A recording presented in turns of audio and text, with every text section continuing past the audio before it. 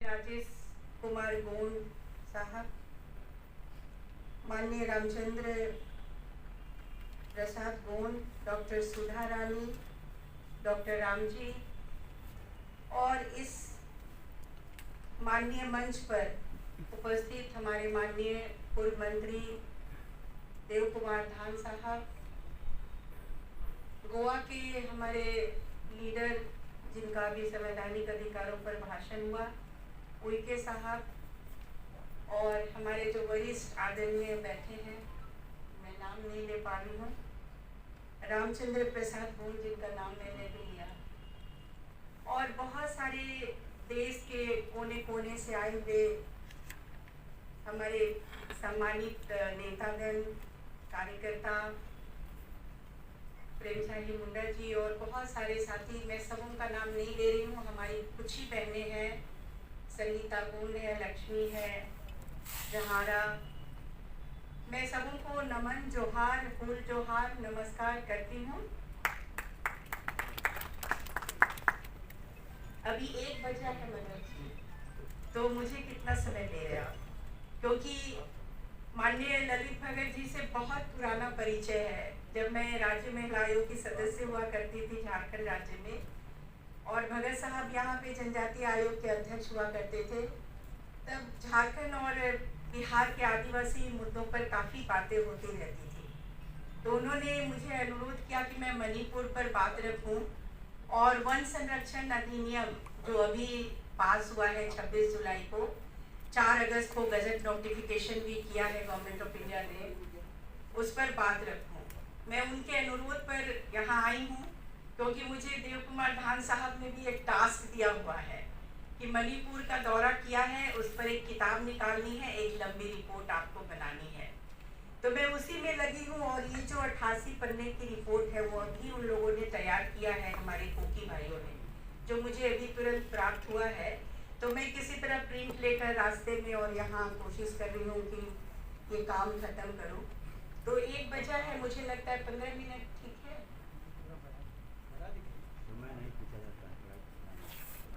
नहीं, बहुत सारे वक्ता है, और मैं बहुत मेंटेन करती हूँ, दूसरे वक्ताओं को भी सुनना बहुत ज़रूरी होता है। देखिए, ये जो वन संरक्षण अधिनियम का मामला है, हमें ये समझ लेना चाहिए कि आज से 5000 साल पहले जो सिंधु घाटी की सभ्यता थी, जो फ्रीटिस स्टॉल हैं, एक अम्स्टर्डम के राइटर, जिन्होंने एक किताब लिखी है डिस्कवरिंग द वेदास, जो वहाँ पर ऑस्ट्रो एशियाटिक और द्रविडियन समूह के लोग रहते थे। उस जमाने से हम जंगलों के साथ, और जंगल के लोग, हम मूलतः फॉरेस्ट सोसाइटी हैं, जंगल समाज के लोग हैं, जंगलों के साथ हम जीते आए हैं। और खेती की परंपरा बाद में आई, जो एग्रीकल्चर का जो सिस्टम आया वो बहुत बाद में, लेकिन मूलतः जंगल ही हमारे जीविका का, हमारे आर्थिकी का, हमारे अध्यात्म का, हमारे सामाजिक और सांस्कृतिक गतिविधियों का केंद्र रहा है, और वो आज तक है। 1864 में जब वन विभाग पहली बार बना, तब जाकर वन विभाग की दादागिरी शुरू हो गई जंगलों को लेकर, और आदिवासियों पे इतने अत्याचार, इतने अनाचार, उनको बेदखल करना, उनको डिस्प्लेस करना, और बड़ी बड़ी लंबी रेल लाइन जो इन्होंने बिछाया है अंग्रेज़ों ने, जो आदिवासी इलाके की वन संपदा और खान खनिज को ले जाने के लिए। तो ये समय उस समय से जो चला आ रहा है, जो औपनिवेशिक शोषण, आदिवासियों के साथ उनको जंगल से बेदखल करने का, और बहुत बड़ी लड़ाइयाँ लड़ी गई हमारे देश में। 70-75 साल की कहानी बता रहे हैं देवा जी कि कुछ नहीं हुआ, कॉन्स्टिट्यूशनल राइट्स होने के बावजूद भी हमें वो राइट्स नहीं मिले। और मुझे याद है कि हम लोगों ने जंतर मंतर में बहुत रैलियाँ निकाली, और तब जाकर जंगल बचाओ आंदोलन जब हम लोगों ने झारखंड में और पूर्वी भारत के उड़ीसा, छत्तीसगढ़, मध्य प्रदेश में शुरू किया, तब जाकर अनुसूचित जनजाति एवं अन्य परंपरागत वन निवासियों के अधिकारों की मान्यता अधिनियम 2006 ये कानून बनकर आया। मैं ये बताना चाहती हूँ कि ये देश का पहला ऐसा कानून है जो केवल अधिकार की बात करता है, आदिवासियों के राइट्स की बात करता है, और जिसमें वन विभाग का कोई हक नहीं है। पूरा का पूरा हक ग्राम सभा को, ग्रामीणों को, आदिवासियों निवासियों में जो गुर्जर हैं या अन्य समुदाय के लोग हैं, जो गद्दी मुसलमान भी कई जगहों पर आश्रित है, हमारे यहाँ महतोपुर में जो मूलवासी कहे जाते हैं वो वनों पर आश्रित लोग हैं।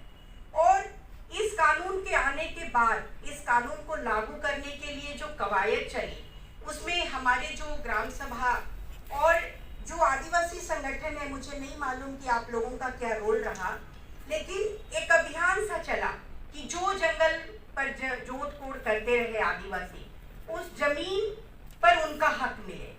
जब फॉरेस्ट डिपार्टमेंट ने हजारों लाखों आदिवासियों पे मुकदमे डाल रखे थे, क्योंकि आदिवासी जंगल में जाता है, जोत कोड़ करता है और उसी से वो जीता रहता है। अब इन्होंने जो केस मुकदमे लगाए, 2006 का जो लॉ आया, उसके बाद सरकार ने, डिपार्टमेंट ने ये तय किया कि जिनके ऊपर मुकदमे लगे हुए हैं, इसका मतलब वो जमीन उनकी है, आप उनको दे दीजिए। कई ऑफिसर सहृदय थे, कानून के फॉलोअर्स थे, उन लोगों ने वैसे मुकदमे जिनके फॉरेस्ट डिपार्टमेंट ने डाल रखा था, उनको उन लोगों ने वापस कर दिया। और बहुत सारे मुकदमे ऐसे रह गए जो पड़े रह गए क्योंकि जमीन डिस्प्यूटेड है।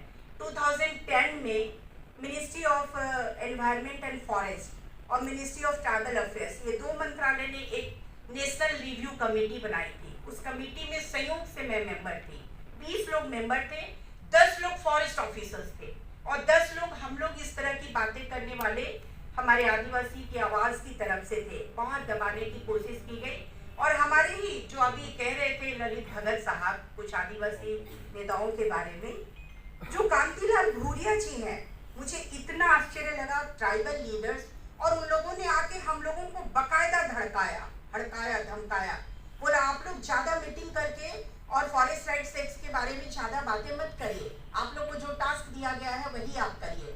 हम लोगों ने यही कहने की कोशिश किया था कि जो फॉरेस्ट राइट्स एक्ट है, अनुसूचित जनजाति एवं अन्य परंपरागत वन निवासियों के अधिकारों की मान्यता अधिनियम, इस अधिनियम में केवल जंगल की भूमि पर आदिवासियों को पट्टा देने का काम नहीं करना है।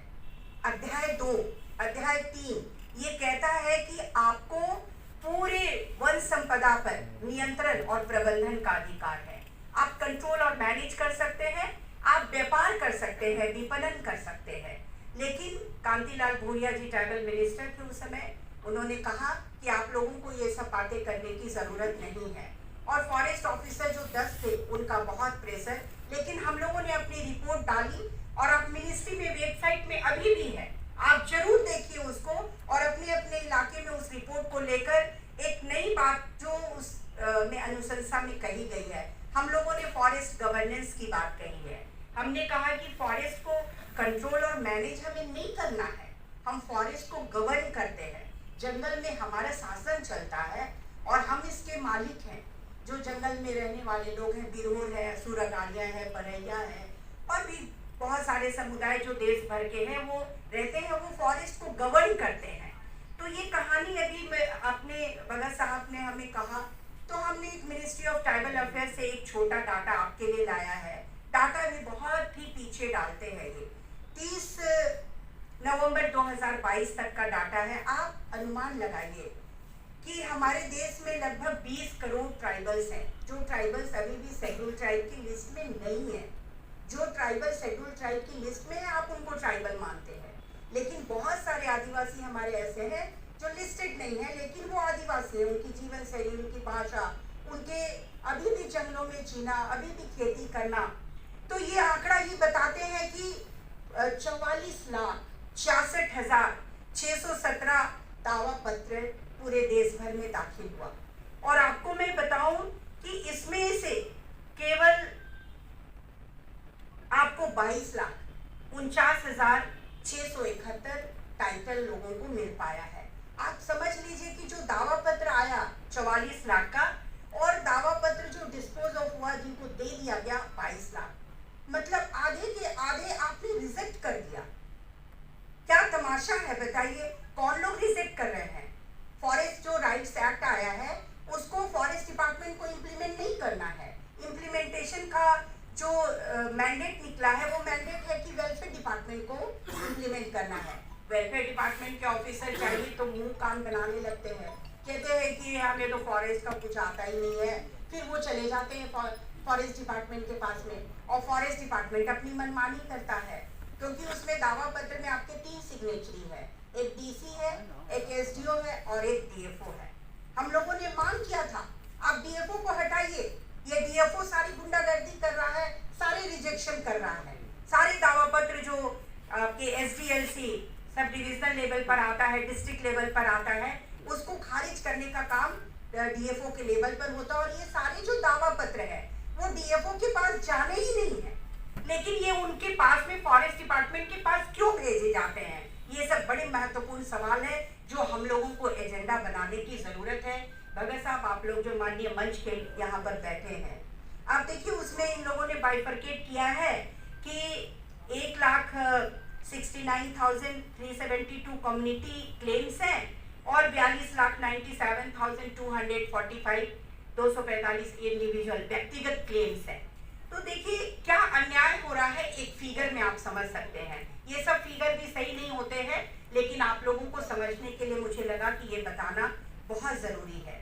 और इसके आधार पर आप जो वन संरक्षण अधिनियम के बारे में आप जानना चाहते हैं, देखिए इतना बड़ा अन्याय, इतना घनघोर अन्याय। हम जंगलों को बचाते रहे, जंगलों से जीते रहे, जंगल की हमारी सभ्यता, हमारी जंगली सभ्यता है, हम जंगल के लोग हैं। और पार्लियामेंट में मराणभूम के जयपाल सिंह मुंडा ने कहा था, I am proud to be an Adivasi and jungli. उन्होंने ये जंगली वर्ड है, इंग्लिश में लिखा है JUNGLI। तो ये लिखा है कॉन्स्टिट्यूशन असेंबली में जो डिबेट हुआ 1946 में 11 दिसंबर 19 दिसंबर, उसमें आप जाइए, अभी वो हिंदी में भी आ गई है, मैंने हिंदी के पूरे वर्जन मंगवाए हैं। उन्होंने ये कहा कि मैं जंगली हूँ, मैं आदिवासी हूँ, और हमें भी आज से यही बोलना चाहिए कि हम जंगली हैं और हम आदिवासी हैं, और वन संरक्षण अधिनियम हम चलने नहीं देंगे। ये इन लोगों ने जबरदस्ती किया है।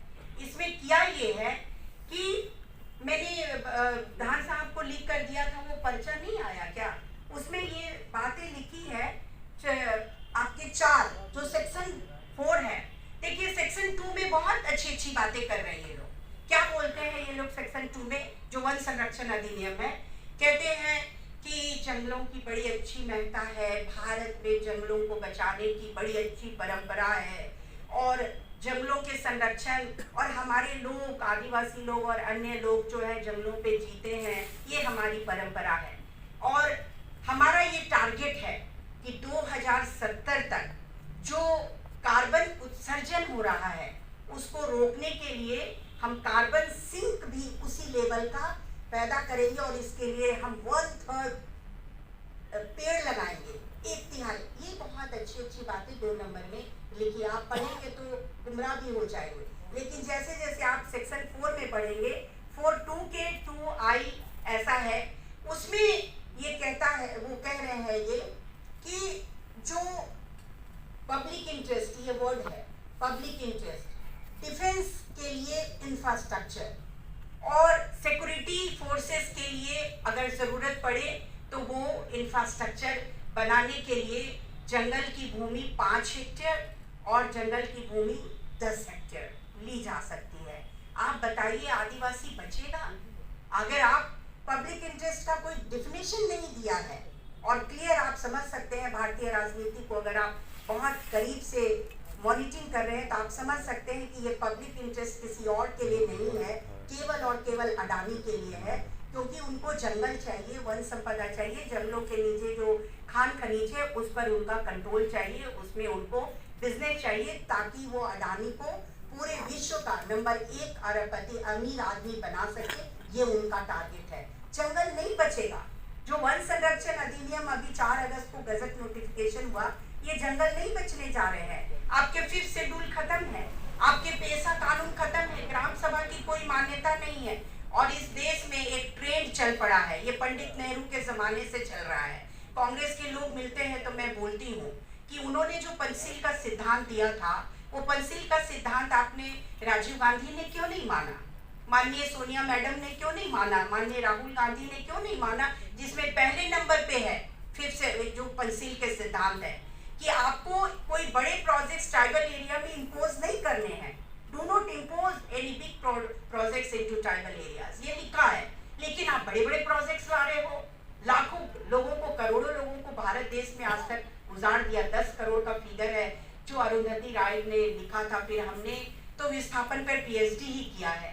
10 करोड़ लोग उजल गए। उसमें आंकड़ा आता है कि 20% से भी ज्यादा लोगों को ढंग से पुनर्वासित और पुनर्स्थापन नहीं किया गया। बाकी लोग कहाँ चले गए?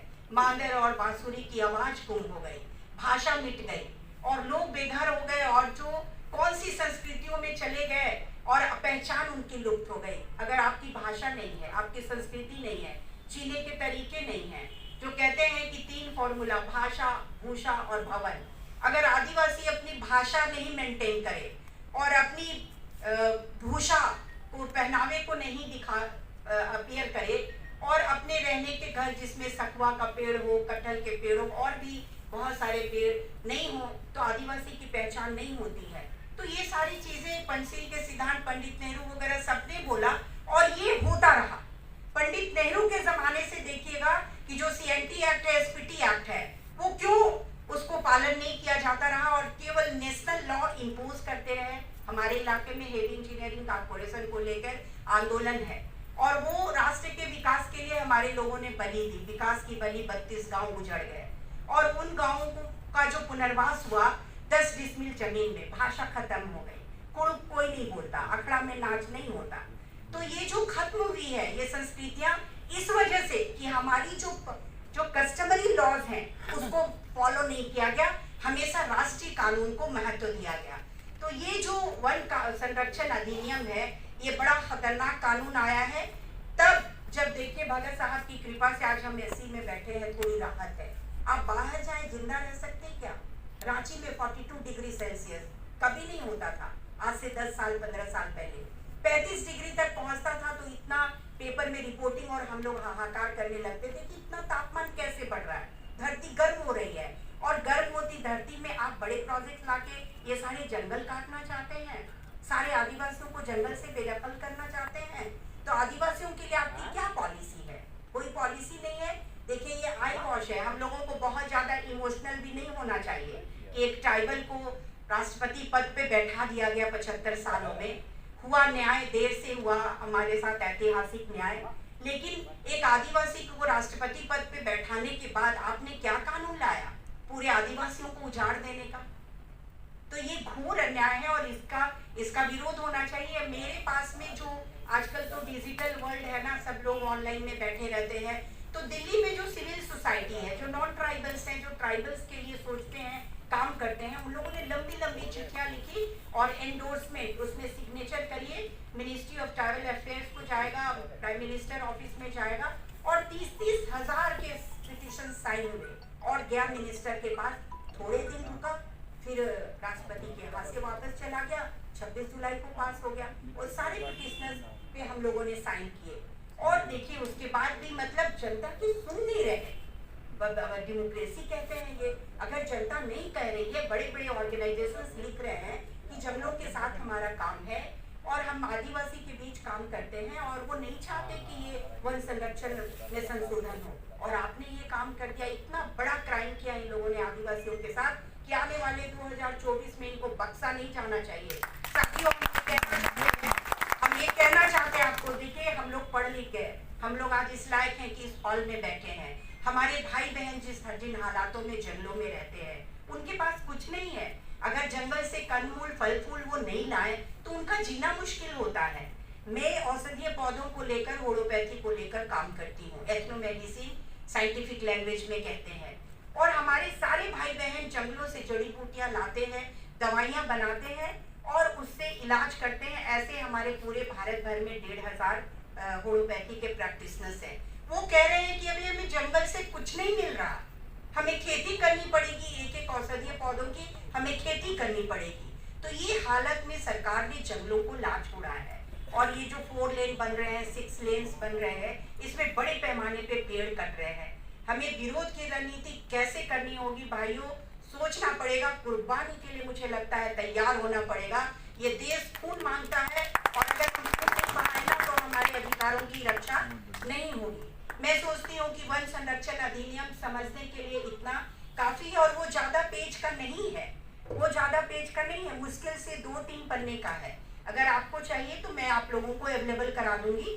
आप हमें ईमेल दीजिएगा या व्हाट्सएप नंबर दीजिएगा, मैं आपको सारे दस्तावेज उपलब्ध कराऊंगी। मुझे लगता है 15-16 मिनट मैंने इस पर संरक्षण अधिनियम पर बात कहा। और ये जो जंगलों का सवाल है, इसने ही तो मणिपुर पर आग लगाई है। देखिए, जो मेजर हैं, मेजर अनिल बंसल, उनकी रिपोर्ट पढ़ना चाहिए। और अभी मेरे हाथ में जो 88 पेज की रिपोर्ट हाथ लगी है, ये कुकी भाइयों ने पब्लिश किया है इसको, और मेरे पास में उसकी PDF कॉपी, सॉफ्ट कॉपी भेजा है। इसमें अनिल बंसल जो मेजर हैं वो बता रहे हैं कि पिछले 6 महीने से पूरे कुकी एरिया में, कुकी, चीन, जोमी, ये एथनिक ग्रुप है, उस इलाके में मणिपुर की गवर्नमेंट ने एक सर्वे शुरू किया था। और वो सर्वे जंगल को लेकर था। और जंगलों में जो जबरदस्ती जहाँ कुकी रहते हैं, कहते हैं ये रिजर्व फॉरेस्ट है, किसी को कह देते हैं प्रोटेक्टेड फॉरेस्ट है, इलीगल। अनिल बंसल ने लिखा है कि ये सारी कार्रवाई इलीगल हुई और कुकी, चीन, जोमी समुदाय को खदेड़ दिया गया वहां से। वहीं से आग लगनी शुरू हुई। और ये प्लान था मणिपुर की मैतेई गवर्नमेंट का कि किसी तरह कुकी लोगों को भड़काओ, और ये भड़क कर अगर कोई कार्रवाई करते हैं तो हम लोग उसके बाद रिलेटिएट कर जाएंगे, तो रिटेलिएट हम लोग करेंगे और इसका सफाया हम करेंगे। वही हुआ। यही अनिल बंसल ने लिखा है कि यही हुआ भी, जो जंगलों की सफाई करके सबको हटाया पहले। और देखेंगे, इन्होंने लिखा है कि उन्हीं इलाके को इन्होंने रिजर्व फॉरेस्ट, प्रोटेक्टेड फॉरेस्ट बोला, जहाँ पे कुकी, चीन, जोमी समुदाय के लोग रहते थे।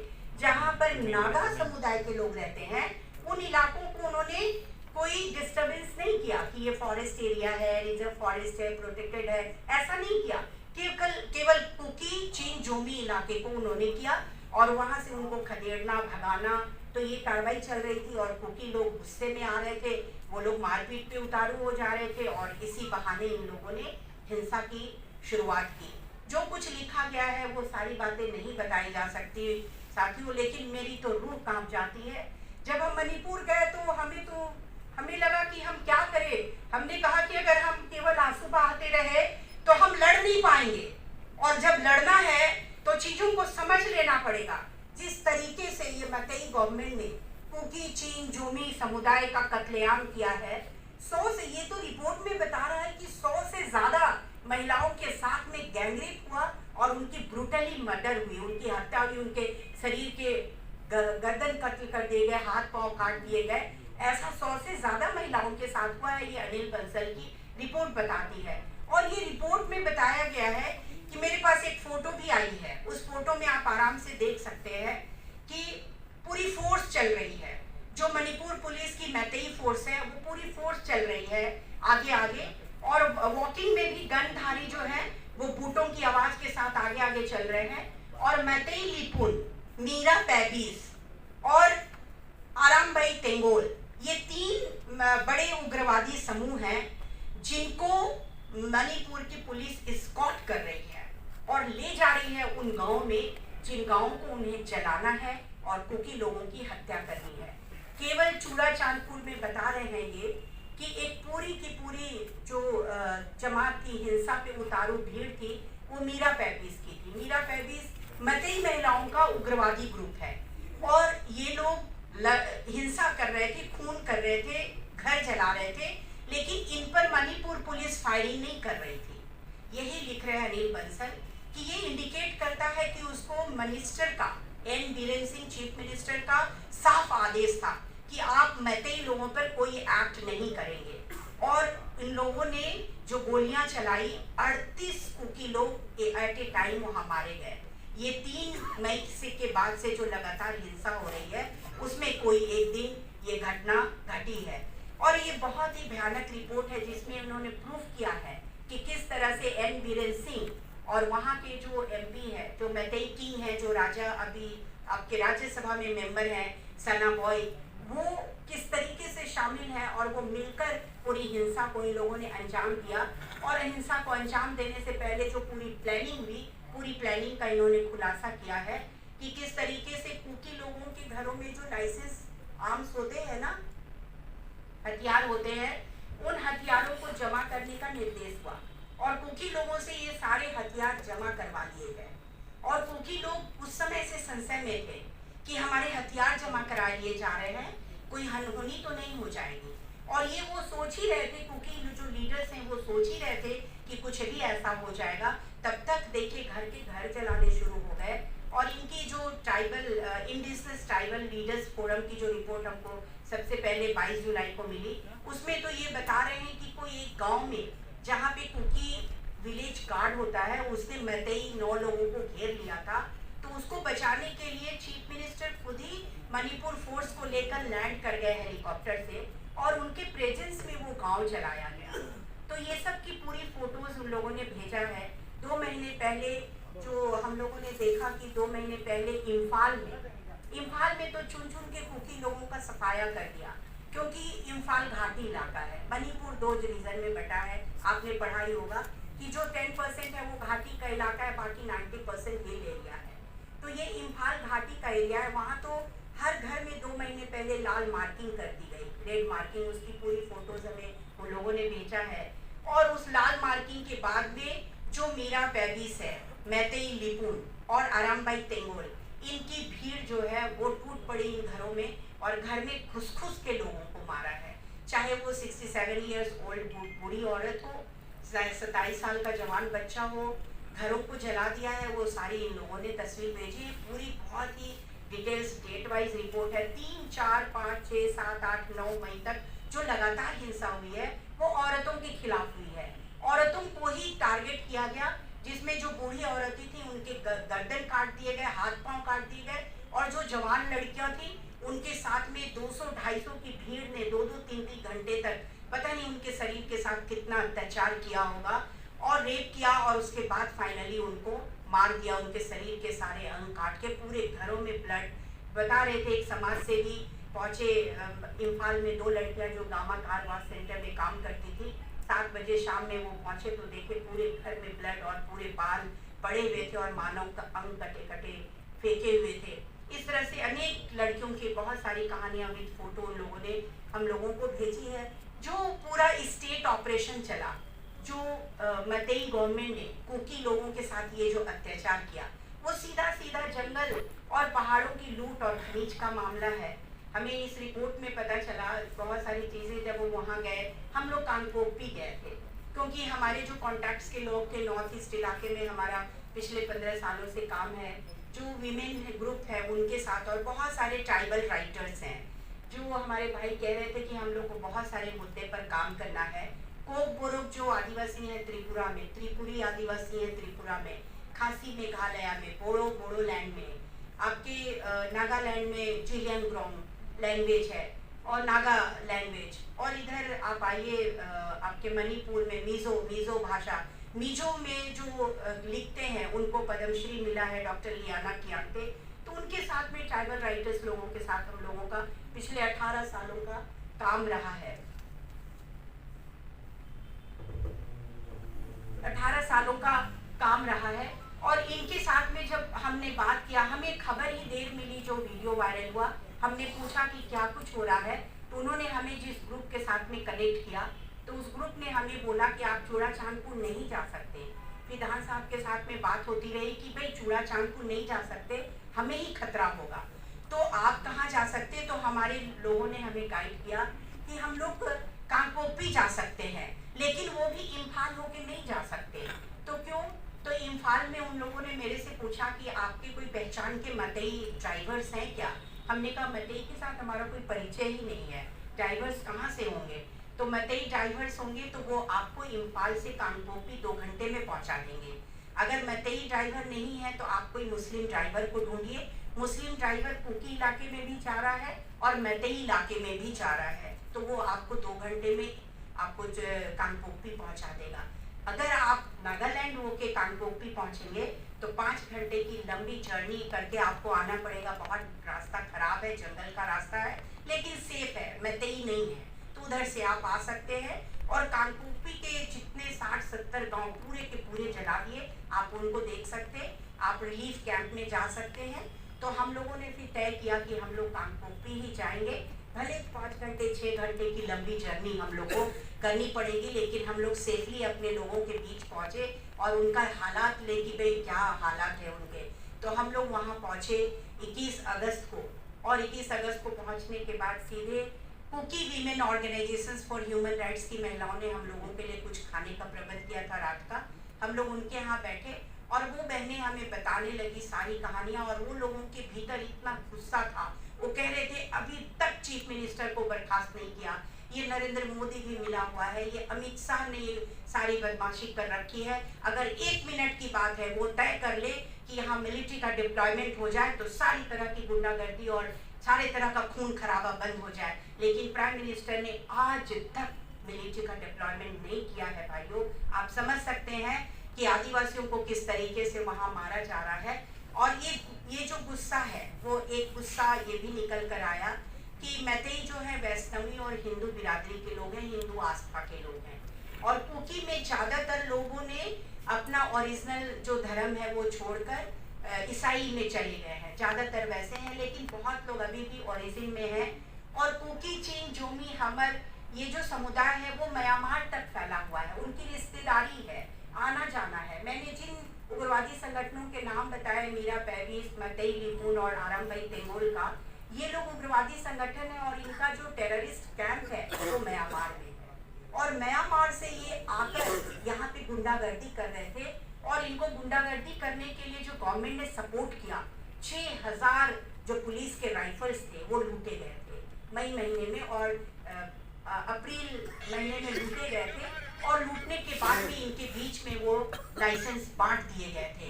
इसको एन बीरेन सिंह ने क्या बोला, वो कहते हैं कि ये बात गलत है कि हमारे मणिपुर पुलिस से आर्म्स लूटे गए थे। तो ये बात अगर गलत है तो गवर्नमेंट ने एक विज्ञापन डाला हुआ है जगह जगह पर इम्फाल में कि जिनके पास भी हथियार है वो वापस सरेंडर कर दे, हम लोग कोई कार्रवाई नहीं करेंगे। ये पोस्टर की कॉपी भी हम लोगों को कुकी लोगों ने भेजा कि अगर राइफल्स नहीं लूटे गए थे तो आप कह रहे हैं कि पोस्टर क्यों लगा रहे हैं आर्म्स के सरेंडर के लिए। तो इतना जबरदस्त गेम, ये बहुत जबरदस्त प्लानिंग हुई। 3 मई को क्या था, सॉलिडरिटी मार्च था जो कुकी ट्राइबल स्टूडेंट्स लोगों ने ऑर्गेनाइज किया था। तो ये सॉलिडरिटी मार्च थी, उसके अगेंस्ट में जो आप लोगों को पता ही होगा कि एसटी का दर्जा मैतेई लोगों को दिया गया, वो भी हाई कोर्ट से ऑर्डर करा कर। इसका गुस्सा था आपके कुकी लोगों के ऊपर, तो ये लोग उसको लेकर आंदोलन कर रहे थे। और मुझे ये जानकर बड़ी हैरानी हुई कि जब राष्ट्रीय जनजाति आयोग की टीम का 7 सदस्यीय टीम का वहाँ दौरा हुआ तो मैतेई लोगों ने उनका खूब वेलकम किया।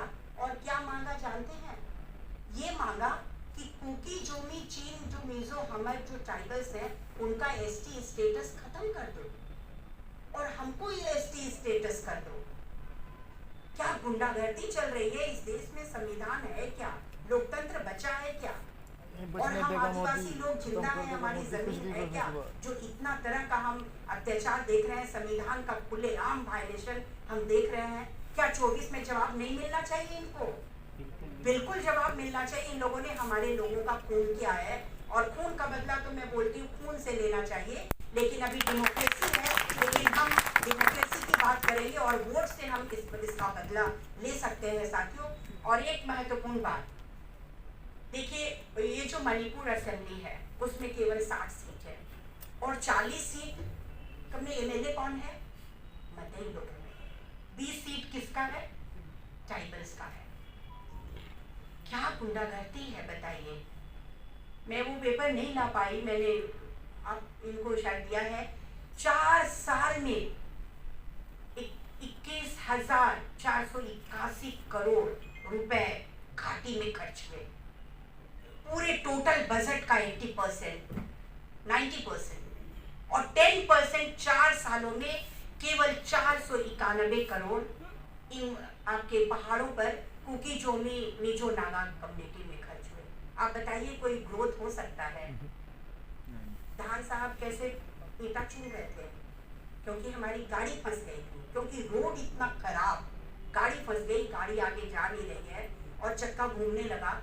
सब लोग, हम लोग पत्थर और क्या क्या डालने लगे कि चक्का निकल जाए। इतनी खराब रोड, कोई डेवलपमेंट नहीं हुआ इतने सालों में। और इसके लिए देखिए ये लोग इक्वली जिम्मेदार है। मैं केवल बीजेपी की बात नहीं करती, कांग्रेस ने क्या किया 70-75 सालों में?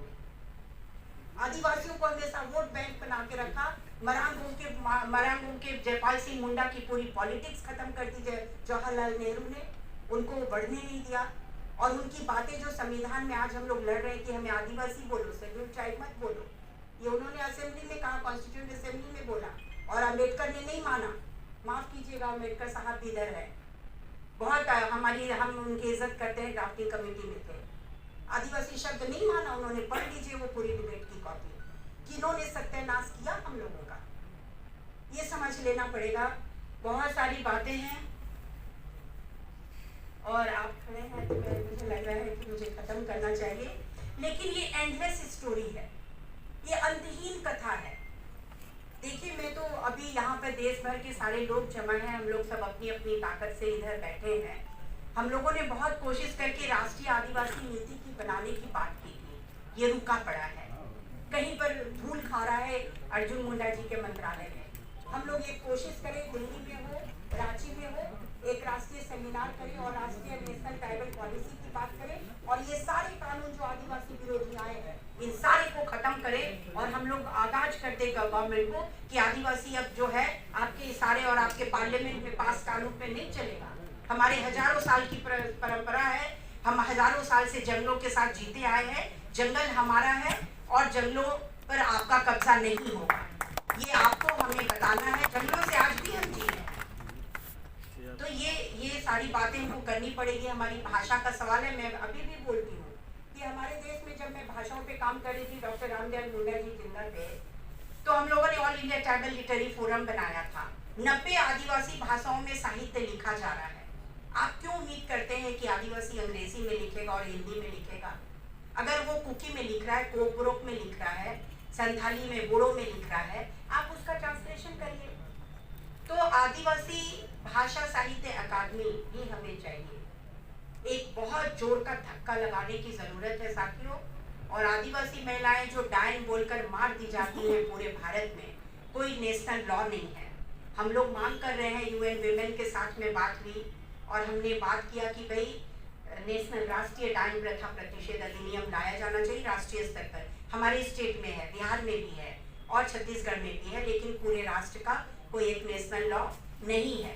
जबकि संयुक्त राष्ट्र संघ में जो यूएन ड्रीप है, United Nations declaration on the rights of indigenous people, उसमें ये 10-11 आर्टिकल 24 बहुत सारी जो बातें करता है, वो जंगलों की, जमीन की रक्षा की बात और आदिवासियों के संवैधानिक अधिकार की बात करता है साथियों। और अगर हम लोगों ने एक नारा दिया है कि ओते आबुआ, बीर आबुआ और दिसुम आबुआ, ये मुंडारी के वर्ड हैं, जिसका मतलब है कि ये जमीन हमारा है, ये जंगल हमारा है और ये देश भी हमारा है। धन्यवाद।